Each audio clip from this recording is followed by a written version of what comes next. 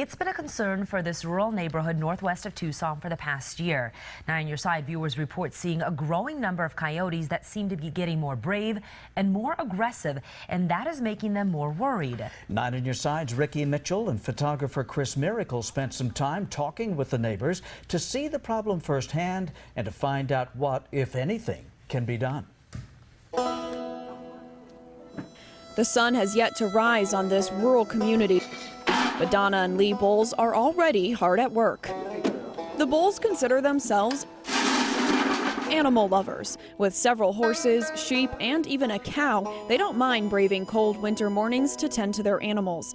But there's one animal they could do without: coyotes. They're much bolder. Lee Bolles says in the last year, he and his wife Donna have seen more coyotes and braver coyotes. But out here, they were always afraid of people. They're losing that fear. Actually, one of them growled at someone on the porch.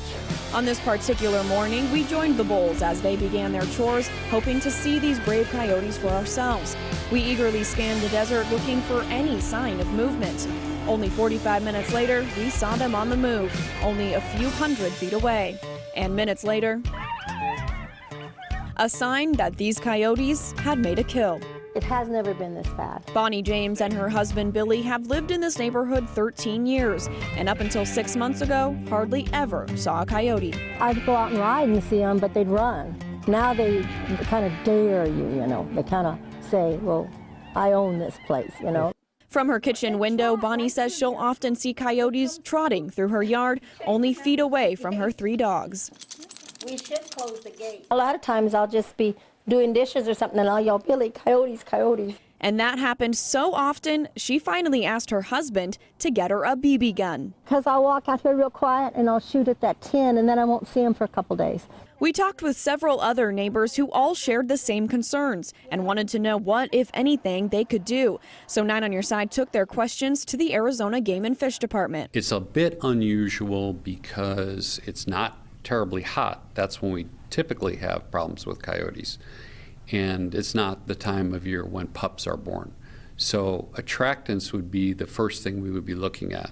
So food, shelter, water. Although Hart says water is easy to come by this time of year, so likely the coyotes have found some kind of food source. He recommends securing small animals like chickens or pets, but he says coyotes can jump a 6-foot wall, so roofed enclosures work best. If that's not an option, he recommends using what's called a coyote roller, which is basically a PVC pipe suspended by wire along the top of a fence.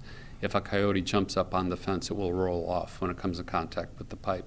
He also advises what he calls hazing the coyotes, or making them associate loud, scary noises with humans, similar to what Bonnie is already trying by shooting a tin shed with a BB gun. And if that doesn't work, there is a last resort option. If homeowners decide that relocation is warranted, they can contract with a certified relocation company that works in cooperation with us. The problem is, if the attractant isn't removed, there are so many coyotes in Tucson that if you remove one, others will come in. He says coyote attacks on humans are extremely rare in Arizona and only happen about once a year. There is a concern, however, if the coyote appears to stagger or foams at the mouth, then we're talking rabies, and authorities need to remove that animal immediately. These neighbors haven't seen anything like that yet and understand that living with coyotes is just part of living in the desert. I don't worry too much about the individual. They have to hunt, they have to eat, even in pairs. But when you see more than that, 3 to 6 to 8, that's trouble. And with numbers growing, they're keeping their eyes and ears open.